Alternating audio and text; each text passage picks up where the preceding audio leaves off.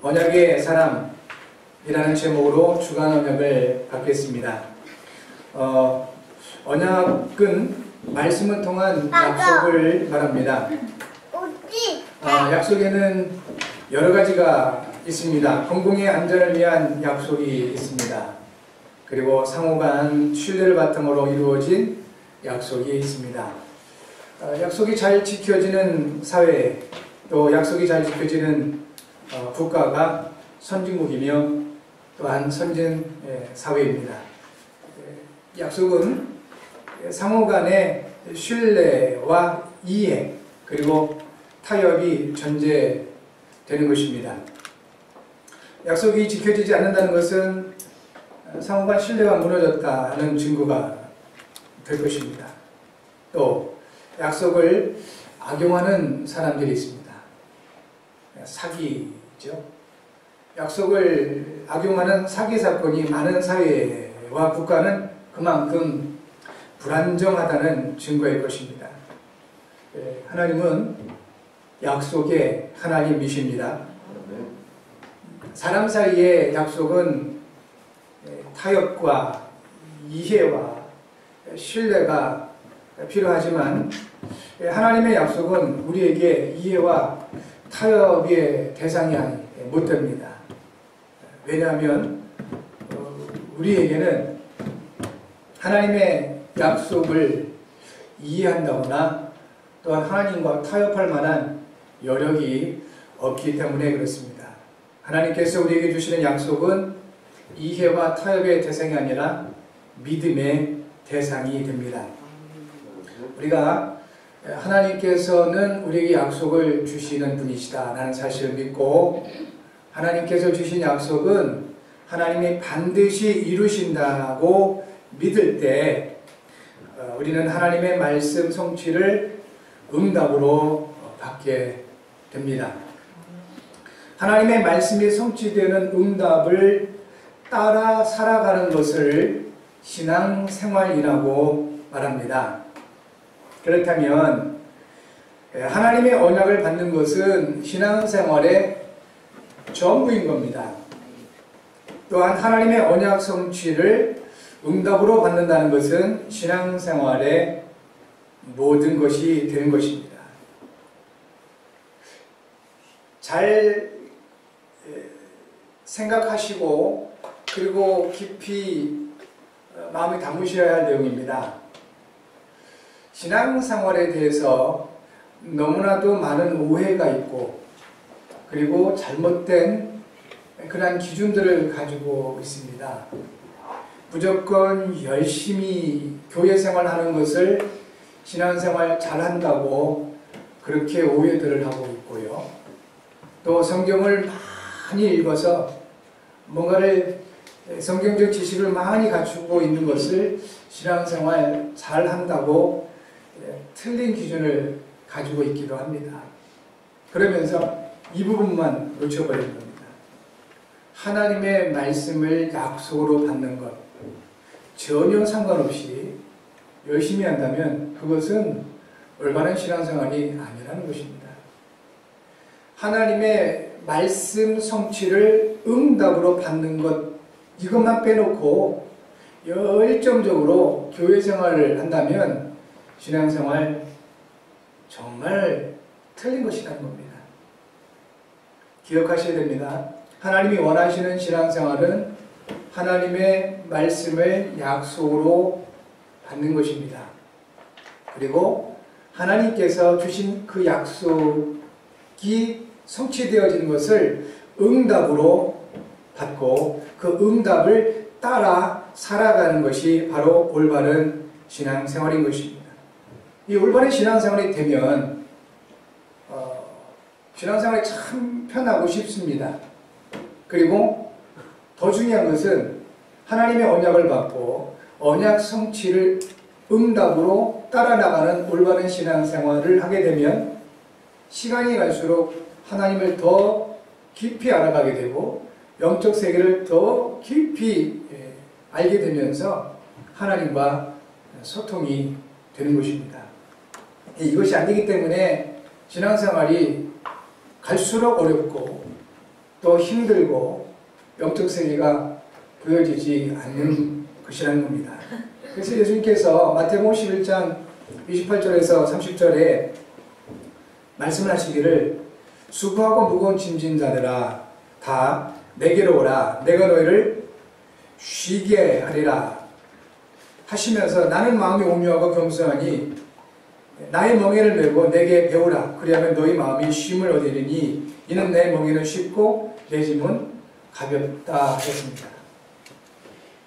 누구에게 말씀을 하신 거냐면 예수님 앞에 있는 수많은 제자들 그리고 예수님 앞에 와 있는 그 당시 최고 엘리트였던 서기관들, 바리새인들, 성경을 전문적으로 연구하고 가르치고 했던 그런 사람들에게 예수님께서 하신 말씀입니다.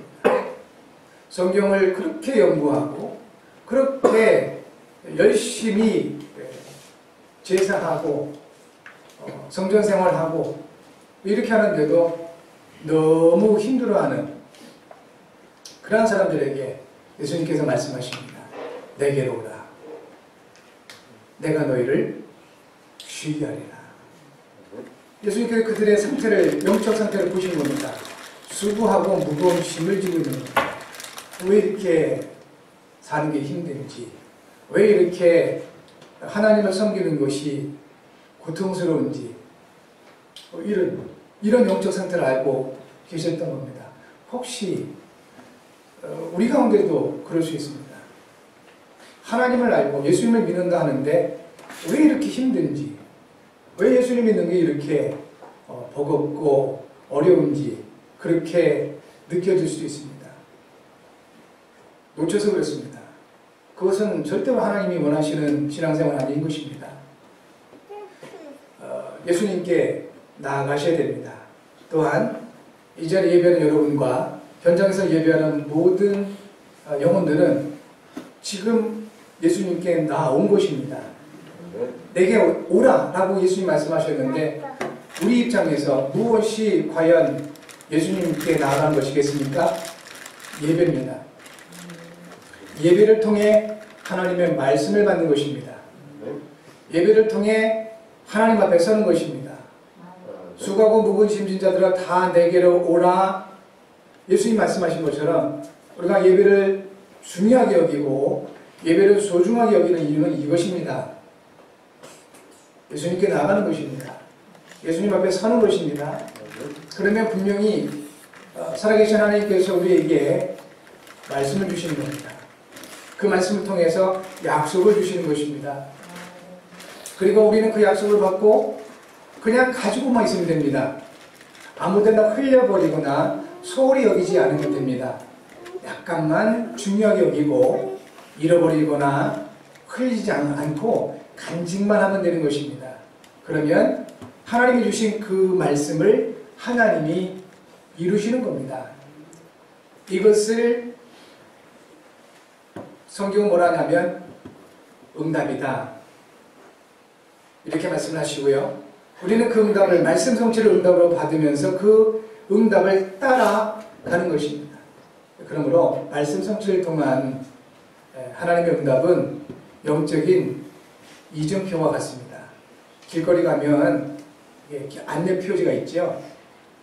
그래서 모르는 길을 간다면 그 이정표를 찾아서 가면 되는 겁니다. 그 안내를 받으면 어렵지 않게 쉽게 원하는 곳을 찾아갈 수가 있는 것입니다. 요새는 거의 다 가지고 계시죠. 내비게이션 안내를 잘 해주지 않습니까? 하나님의 언약 성취는 이 시대의 영적 내비게이션과 같다 하는 것입니다. 그 안내를 따라가면 되는 겁니다. 그러니까 이 말씀 성취의 응답이 전혀 없다면 깜깜한 겁니다. 어디를 가야 될지, 어떻게 가야 될지 전혀 알 수가 없게 되는 것입니다. 그래서 힘든 겁니다. 그래서 어렵게 느껴지는 것입니다. 사랑하는 성도 여러분, 이 시간 예배할 때 하나님의 언약이 저와 여러분들에게 임하게 될 줄 믿습니다. 그 언약을 받으시면 됩니다. 요한복음 14장 14절에 예수께서 말씀을 하셨습니다. 내 이름으로 무엇이든지 구하라. 그리하면 내가 행하리라. 중요한 것은 15절입니다. 너희가 나를 사랑하면 내 계명을 지키리라 하십니다. 성도 여러분, 예수님 사랑하시죠? 네. 그래서 이같이 이 아침에도 예배하는 현장에 나오신 줄 믿습니다. 예수님을 사랑하는 여러분, 과연 뭐가 예수님 사랑하는 것이냐? 우리가 그냥 무조건 열정적으로 교회 가고 누가 뭘 하든 막 예배하고 교회 생활하고 성경 많이 읽고 이것이냐? 예수님 그렇게 말씀하지 않습니다. 너희가 만약 나를 사랑하면 내 계명을 지키리라 했습니다.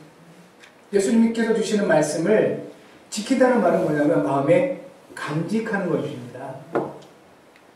간직하는 겁니다. 그것이 지킨다는 의미입니다. 아무데나 흘려놓고 돌아다니지 않고요. 무시하지 않고 그런 겁니다. 무엇을 우리가 소중하게 중요하게 간직합니까? 거기에 가치를 두기 때문에 그렇습니다. 거기에 의미를 두고 있기 때문에 우리는 소중하고 중요하게 간직할 수가 있는 것입니다. 하나님의 언약을 그렇게 소중하게 또 의미 있게 여기시고 받으신 이후 잘 간직만 하시면 하나님께서 반드시 그 언약을 이루시게 될 것입니다. 하나님의 말씀을 통해 주시는 언약을 받으시고 그 언약이 이루어지는 응답을 따라가게 되면 신앙생활은 쉽고 평안하게 되는 것입니다. 여러분에게 예수님 말씀하신 쉼과 안식이 풍성하시길 바랍니다. 그리고 이와 같은 하나님이 주시는 언약 성취를 응답으로 받고 또 그 응답을 따라 나가는 올바른 신앙생활을 하게 되면 영적 세계가 보여지기 시작합니다. 무엇이 사탄의 역사인지 그리고 무엇이 성령의 인도이신지 이런 부분들이 보여지는 겁니다. 의사 선생님들 중에도 오랜 기간 동안 환자를 대하신 분들은 사람의 안색, 얼굴의 그 색깔 또는 자세, 걸음걸이 또 말투 이런 것만 보아도 어디가 어떻다라고 거의 보여진답니다. 전문가죠. 그 분야에 오랜 동안 연구하고 오랜 동안 경험하고 그리고 오랜 동안 관심 두고 이런 분들은 그 부분이 보여지게 돼 있다니까요. 그러면 성도된 저와 여러분들은 세상에서 성공하는 방법이 잘 안 보여진다 할지라도 또는 공부 잘하는 법이 잘 안 보여진다 할지라도 이것은 보여져야 될 거 아닙니까? 하나님의 자녀된 우리들은 무엇이 하나님의 뜻인지 무엇이 하나님의 계획인지 반대로 무엇이 사단의 역사인지 이런 부분들은 보여줄 수 있어야 되겠습니다. 그 지름길이 뭐냐면 하나님의 언약을 받고 그 언약을 잡고 기도하면서 하나님의 언약이 성취되어질 응답을 누리며 그 응답을 따라가는 것입니다. 쉽게 말하면 올바른 신앙생활. 이 올바른 신앙생활을 쭉 해가다 보면 영적 세계가 보여지고요. 하나님을 알게 되더라 하는 것입니다. 하나님께서 말씀을 통해서 약속을 주셨습니다. 처음 사람 아담에게 처음부터 약속을 주셨습니다. 선악을 알게 하는 나무 열매를 먹지 말라. 먹는 날은 반드시 죽으리라 약속입니다. 사람이 마귀에게 속아서 이 약속을 놓치게 된 겁니다. 그것을 성경은 죄라고 합니다. 그 죄의 결과로 하나님과의 문제가 온 겁니다. 하나님을 떠나게 된 것입니다. 예수님께서 마귀에 대하여 뭐라고 말씀을 하셨냐면 요한복음 8장 44절에서 마귀는 거짓의 아비다. 그러니까요. 마귀는 거짓의 아비인 겁니다. 입만 열면 거짓말하는 거예요. 혹시 우리 아이들 중에서도 그렇고 사람들 가운데서도 자기도 모르게 늘 거짓말하는 사람들이 있습니다. 그 사람들의 영적인 상태를 우리는 볼 수 있어야 됩니다. 굉장히 뭔가 위험한 상태인 거죠. 영적으로 보면 이렇습니다. 마귀를 향하여 예수님께서 거짓아비다 하신 겁니다. 근데 하나님께서 중요하게 여기신 게 뭡니까? 신실하신 분이시다. 정직하신 분이시다 하는 겁니다. 심지어는 내게 불이익이 와도 우리는 정직할 필요가 있습니다. 하나님의 말씀을 통해서 우리는 약속을 받는 것입니다. 그리고 하나님께서 신실하신 분인 증거가 뭐냐면 우리에게 주신 약속을 반드시 이루십니다. 우리는 연약하고 또 우리에게 죄성이 있어서 나도 모르게 거짓말하거나 내게 불이익이 오게 되면 막 그 약속을 놓치거나 또 안 지키거나 이렇게 할 수 있지만 하나님께서는 우리에게 주신 약속을 반드시 이루신 분이다 하는 것입니다. 그리고 또 하나님께서는 우리에게 말씀을 통하여 계명, 곧 법을 주셨습니다. 출애굽기 20장 1절부터 17절 또는 신명기 5장 1절부터 21절 말씀입니다. 잘 아는 말씀입니다. 이것이 뭐냐면 모세를 통해서 주신 10가지 계명을 말하는 것입니다. 이 법에는 상벌이 따르게 됩니다. 잘하면 상을 받게 되고 법에는 못하게 되면 벌을 받게 되는 것이죠. 그래서 이 법으로는 절대로 구원을 받을 수가 없는 것입니다. 왜냐하면 아담과 하와로 말미암은 이 죄는 우리 잘못이 아닌 거예요. 나와는 전혀 상관없는 그런 문제인데 이것을 법으로는 해결 못하는 겁니다. 그런데 하나님께서 이 법을 우리에게 주신 것에는 이유가 있는 것입니다. 갈라디아서 3장 24절에 이렇게 말씀하십니다. 이같이 율법이 우리를 그리스도께로 인도하는 초등교사가 되어 우리로 하여금 믿음으로 말미암아 의롭다함을 얻게 하려 함이라 하셨습니다. 율법은 우리를 차근차근 가르치고 잘못을 일깨워서 그리스도께로 인도하는 초등교사와 같다는 것입니다. 초등교사가 같다고 해서 무시하거나 또는 중요하지 않다 이것이 아닌 겁니다. 대학 교수님들도 나름대로 중요하지요. 그러나 초등학교 선생님들이 더 중요할 수 있습니다. 초등학교 선생님들보다 더 중요한 것은 유치원 어린이집 선생님들 더 중요할 수 있습니다. 저는 개인적인 생각으로는 대학 교수님들보다는 어린이집 선생님들이나 초등학교 선생님들에게 더 많은 투자를 해야 된다고 봅니다.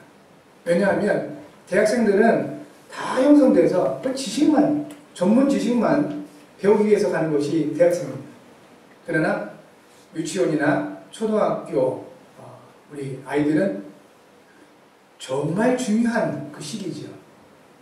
단순히 지식뿐만 아니라 인격이 형성되는 시기입니다.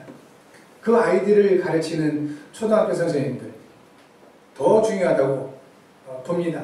그러니까 성경에서 초등학교 교사가 같다고 하는 것은 무시하는 말이 아니라 중요성을 얘기하는 겁니다. 하나하나 잘잘못을 가르쳐주고 깨닫게 하기도 하고 이것이 바로 초등학교 선생님 노릇입니다. 바로 계명율법이 초등학교 교사처럼 그렇게 역할을 한다 하는 것입니다. 그래서 함부로 율법을 무시하거나 율법을 없이 여기서는 안 되는 것입니다. 그렇다고 해서 이 율법에 눌려서도 안 되겠지요. 로마서 7장 11절 12절에 죄가 기회를 타서 계명으로 말미암아 나를 속이고 그것으로 나를 죽였는지라 이를 잃어보건대 율법은 거룩하고 계명도 거룩하고 의로우며 선하도다 했습니다. 율법은 하나님의 말씀을 통한 법입니다. 그러므로 거룩하다는 것입니다. 율법은 의롭다는 것입니다. 그리고 선한 것입니다. 로마서 7장 14절에서는 이 율법은 신령한 것이라고 하셨습니다. 하나님의 말씀을 통한 법이기 때문에 그렇습니다. 그런데 이렇게 거룩하고 의롭고 선하고 신령한 율법으로는 우리에게는 영적 문제를 해결할 수 없다는 것입니다. 그래서 예수님께서 이 땅에 그리스도로 오신 겁니다. 영이신 말씀이 하나님이신 말씀이 육신이 있고 사람으로 오신 것입니다. 이와 같은 부분들 때문에 예수님께서는 마태복음 5장 17절과 18절에서 이렇게 말씀하십니다. 내가 율법이나 선지자를 폐하러 온 줄로 생각하지 말라. 폐하러 온 것이 아니요 완전하게 하람이라 그랬습니다. 그러시면서 하신 말씀이 진실로 너희에게 이르노니 천지가 없어지기 전에는 율법의 1.1획도 결코 없어지지 아니하고 다 이루리라 하였습니다. 여러분 예수님께서 율법을 폐하러 오신 것이 아닙니다. 완전케 하기 위해서 오신 겁니다. 그러면 신앙생활에 있어서 저 여러분들이 반드시 놓지 말아야 할 부분이 이것입니다. 하나님의 말씀을 통한 법을 내가 직접 받아서 지켜내고 애쓰고 이렇게 할 수 있냐? 어느 정도라는 겁니다. 법이라는 게 뭐죠? 100가지 중에 99가지를 잘 지켰어도 한 가지 법을 안 지키면 그 한 가지 때문에 벌 받는 게 법이에요. 그게 법입니다. 그래서 법으로는 영적 문제를 결국 해결할 수가 없다는 겁니다. 그래서 이 모든 법을 그리스도께서 완전케 하신 겁니다. 그러면 올바른 신앙생활이 뭐겠습니까? 이 법을 지키기 위해서 몸부림치고 최선을 다하고 열심히 하는 것이 아니고 이 모든 법을 완전케 하신 그리스도 안에 있는 것입니다. 그래서 하나님의 언약을 받는 것이 그렇게 중요한 것입니다. 그리스도 안에 있다는 것은 이미 우리를 통해서 모든 법이 완성된 그분 안에 있다는 것입니다. 내가 따로 뭔가를 해야 할 필요가 없는 것입니다. 우리가 아무리 최선을 다하고 노력을 다해도 율법을 완전케 할 수가 없습니다. 우리 인성이 있기 때문에, 죄성이 있기 때문에 그렇습니다.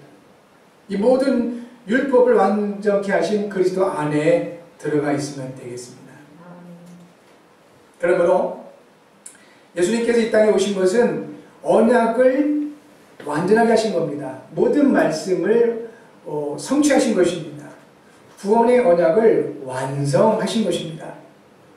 마태복음 1장 21절에 말씀하시죠. 예수라는 이름을 가지고 오셔서 모든 죄에서 구원할 자다. 그리고 요한복음 19장 30절에서 다 이루었다라고 선언하신 것입니다. 그 한마디가 모든 것을 담고 있는 것입니다. 다 이루었다. 모든 하나님의 말씀을 다 이루신 겁니다. 모든 하나님의 구원의 언약을 다 이루신 겁니다.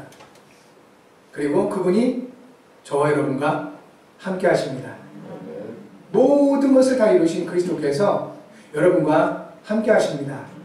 예배할 때만 함께 하시는 것이 아닙니다. 교회에 와 있을 때만 함께 하시는 것이 아닌 것입니다. 예수께서 부활하시니 말씀하셨죠? 볼지어다 세상 끝날까지 내가 너희와 항상 함께 있으리라. 영원히 어느 곳에 있다 할지라도 항상 함께 하신 분이십니다. 그렇다면 우리 신앙생활에 있어서 기준을 여기에 두셔야 되는 겁니다. 영원히 언제나 어디서나 함께 하시는 그리스도 안에 있으시면 되겠습니다. 그렇다면 우리를 통하여 하나님의 완성된 말씀이 응답으로 나타나기 시작할 것입니다. 하나님께서 우리에게 주시는 언약이 크게 세 가지입니다. 영원한 언약, 메시아고 그리스도입니다. 변하지 않습니다. 그런데 하나님이 시대마다 주신 언약이 있습니다. 바로 세계복음화입니다. 어느 시대인지 아브라함을 통해서도 그렇고 모세를 통해서도 그렇고 그리고 또한 지금 이 시대에 우리에게도 마찬가지입니다. 시대마다 주신 언약이 있는데 세계복음화다 하는 것이다. 모든 민족이 구원을 받아야 될 것이다. 만민이 구원을 받을 것이다. 이 말씀입니다.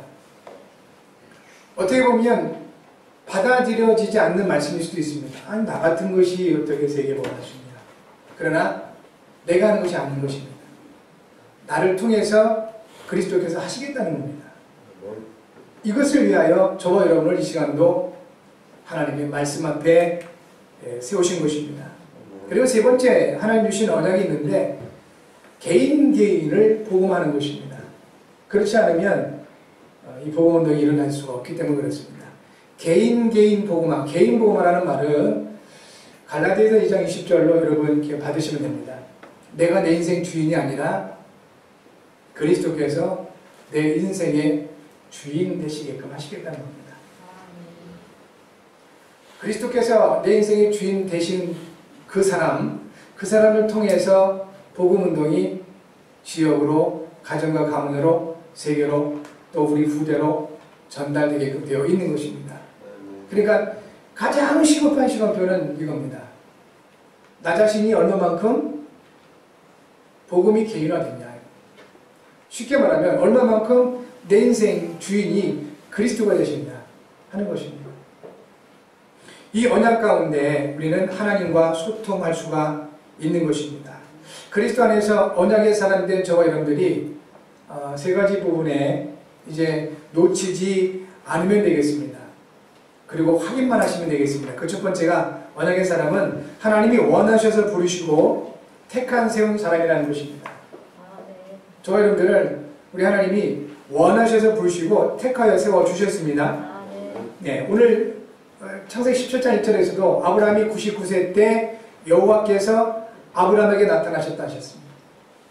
절대로 사람이 하나님을 찾을 수도 없고 사람이 하나님을 만날 수도 없는 것입니다. 하나님이 사람을 찾으십니다. 하나님이 사람을 찾아오셨습니다. 그것이 복음입니다. 사람이 하나님을 찾는 것을 가리켜 종교라고 합니다. 여러분, 언약의 사람은 하나님이 원하셔서 부르고 택하여 세운 사람이라는 사실을 놓치지만 않으셔도 되겠습니다. 이사야 43절 1절에 너는 내 것이다 라고 말씀하셨고요. 마가복음 3장 13절에 원하시는 자들을 부르셨다 하셨습니다. 요한복음 15장 16절에서도 너희가 나를 택한 것이 아니고 내가 너희를 택하여 세웠다고 예수께서 말씀해 주셨습니다. 여러분들은 모든 문제를 해결하신 그리스도께서 원하시고 택하여 세운 사람들인 겁니다. 언약의 사람. 두 번째, 언약의 사람은 하나님께서 번성하게 하신다고 약속해 주셨습니다. 아브라함에게 이렇게 약속하십니다. 나는 전능한 하나님이라 너는 내 앞에서 행하여 완전하라. 내가 내 언약을 나와 너 사이에 두어 너를 크게 번성하게 할 것이다. 또 너를 번성하게 할 것이다. 너를 번성하게 할 것이다. 이렇게 반복해서 하나님께서 아브라함에게 약속을 하셨습니다. 이 번성이라는 부분은 가정과 가문과 관계되어 있습니다.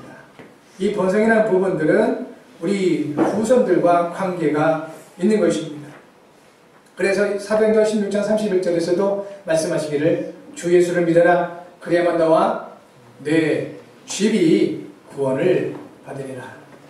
하나님의 언약을 통해서 하나님 앞에서 하나님과 개인적인 소통이 이루어지는 사람들에게는 하나님께서 그 가정과 가문에 그리고 후손들에게 역사하시겠다고 약속하시는 겁니다. 이것이 언약의 사람들입니다. 언약의 사람들 여러분, 하나님과 깊은 영적 소통이 있기 바랍니다. 그래서 여러분을 통하여 가정과 가문을 그리고 모든 후손들을 하나님이 세워가시는 증거를 응답으로 보시기를 바랍니다.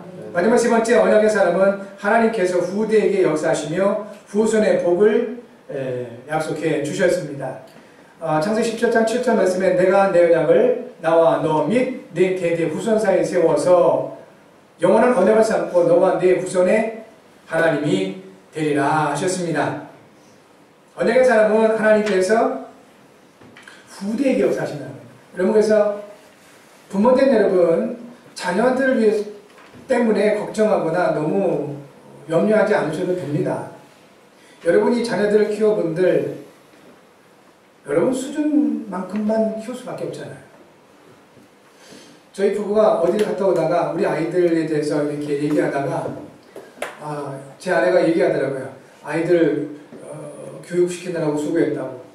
내가 한 게 없는데 아내가 내가 아이들 키운 것은 진짜 아무것도 한 게 없다고. 정말 그렇거든요. 아무리 돌아봐도 제가 그때마다 용돈을 제대로 준 적도 없고 심지어 학비도 제대로 대준 적도 없고 뭐 이런 것 같아요. 그러면서 너무 감사하고 고마웠던 것은 하나님이 우리 자녀들을 키우셨구나. 그러면서 우리 교회 렘넌트들을 마음에 다시 한번 담게 됐습니다. 우리 렘넌트들을 하나님께서 키우실 겁니다.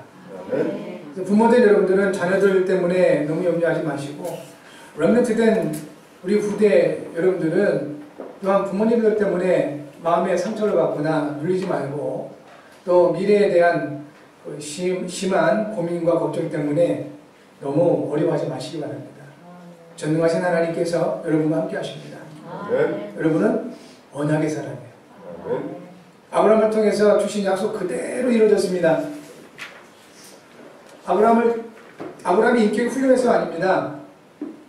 여러 가지로 뭐 이렇게 변덕스럽고 도무지 이해할 수 없는 행위도 많이 했습니다. 아브라함이 그런 분이셨습니다. 그런데도 불구하고 아브라함이 믿음의 조상으로 불신자도 알고 그렇듯이 그의 후손들이 자타가 공인하게 전 세계를 움직이고 있습니다. 아브라함의 후손들이 현재도 전 세계를 움직이고 있습니다. 어째서 이런 증거가 나왔냐? 아브라함에게 주신 하나님의 언약입니다. 그렇다면 오늘 우리가 살아계신 하나님, 아브라함을 부르시고 아브라함을 창조하시고 아브라함을 통해서 언약 주시고 아브라함을 통하여 언약 성취하시고 아브라함을 통해 역사하신 그 하나님, 모세를 통해 역사하신 그 하나님, 그 하나님이 주시는 언약을 받으면 되겠습니다. 그리고 그 언약을 지켜내시면 됩니다. 간직하시면 됩니다.